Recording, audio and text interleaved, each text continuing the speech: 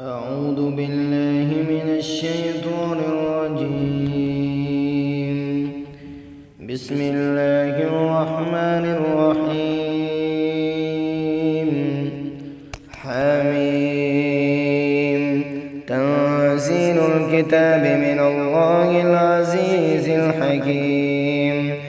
ما خلقنا السماوات والأرض وما بينهما إلا بالحق وأجل مسمى والذين كفروا عما أنذروا معرضون. قل رأيتم ما تدعون من دون الله أروني ماذا خلقوا من الأرض أم لهم شرك في السماوات ائتوني بكتاب من قبل هذا أو أثارة من علم إن كنتم صادقين. ومن أضل ممن يدعو من دون الله من لا يستجيب له إلى يوم القيامة وهم عن دعائهم غافلون. وإذا حشر الناس كانوا لهم أعداء وكانوا بعبادتهم كافرين. وإذا تتلى عليهم آياتنا بينات قال الذين كفروا للحق لما جاءهم هذا سحر مبين. أم يقولون افتراه قل إن افتريته فلا تملكون لي من الله شيئا هو أعلم بما تفيضون فيه كفى به شهيدا بيني وبينكم وهو الغفور الرحيم. قل ما كنت بدعا من الرسل وما أدري ما يفعل بي ولا بكم إن أتبع إلا ما يوحى إلي وما أنا إلا نذير مبين. قل رأيتم إن كان من عند الله وكفرتم به وشهد شاهد من بني إسرائيل على مثله فآمن واستكبرتم إن الله لا يهدي القوم الظالمين. وقال الذين كفروا للذين آمنوا لو كان خيرا ما سبقونا إليه وإذ لم يهتدوا به فسيقولون هذا إفك قديم. ومن قبله كتاب موسى إماما ورحمة وهذا كتاب مصدق لسانا عربيا لينذر الذين ظلموا وبشرى للمحسنين. إن الذين قالوا ربنا الله ثم استقاموا فلا خوف عليهم ولا هم يحزنون أولئك أصحاب الجنة خالدين فيها جزاء بما كانوا يعملون. ووصينا الإنسان بوالديه إحسانا حملته أمه كرها ووضعته كرها وحمله وفصاله 30 شهرا حتى إذا بلغ أشده وبلغ 40 سنة قال رب أوزعني أن أشكر نعمتك التي أنعمت علي وعلى والدي وأن أعمل صالحا ترضاه وأصلح لي في ذريتي إني تبت إليك وإني من المسلمين. أولئك الذين نتقبل عنهم أحسن ما عملوا ونتجاوز عن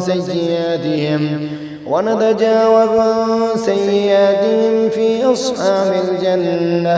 وعد الصدق الذي كانوا يوعدون والذي قال لوالديه أف لكما تعدانني أن أخرج وقد خرت القرون من قبلي وهما يستغيثان الله ويلك آمن إن وعد الله حق يقول ما هذا إلا أساطير الأولين أولئك الذين حق عليهم القول في قد خلت من قبلهم من الجن والإنس إنهم كانوا خاسرين ولكل درجات مما عملوا وليوفيهم أعمالهم وهم لا يظلمون ويوم يعرض الذين كفروا على النار أذهبتم طيباتكم في أيادكم الدنيا واستمتعتم بها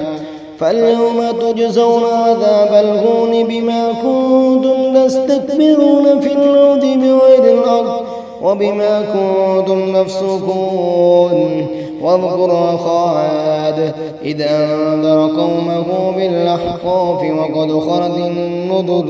وقد خلت النذر من بين يديه ومن خلفه ألا تعبدوا إلا الله إني يخاف عليكم عذاب يوم عظيم قالوا وجئتنا لتأفكنا عن آلهتنا فأتنا بما تعدنا إن كنت من الصادقين قال إنما العلم عند الله وأبلغكم ما أرسلت به ولكني أراكم قوما تجهلون فلما رأوه عارضا مستقبل أوديتهم قالوا هذا عارض ممطرنا بل هو ما استعجلتم به ريح فيها عذاب أليم تدمر كل شيء بأمر ربها فأصبحوا لا يرى إلا مساكنهم كذلك نجزي القوم المجرمين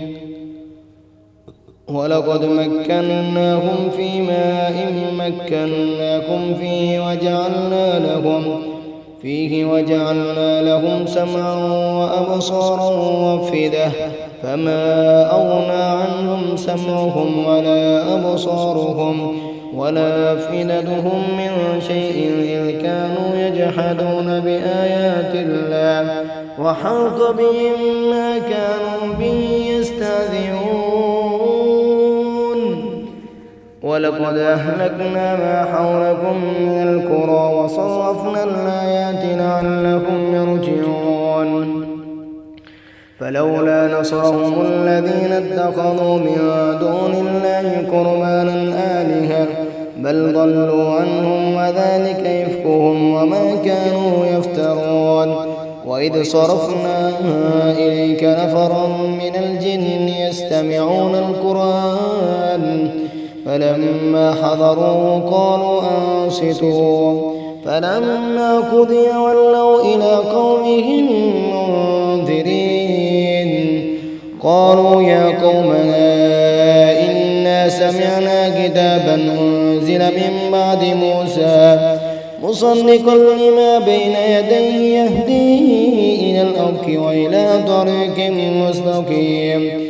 يا قومنا أجيبوا داعي الله وآمنوا به يغفر لكم من ذنوبكم ويجركم من عذاب أليم ومن لا يجب داعي الله فليس بمعجز في الأرض وليس له من دونه أولياء أولئك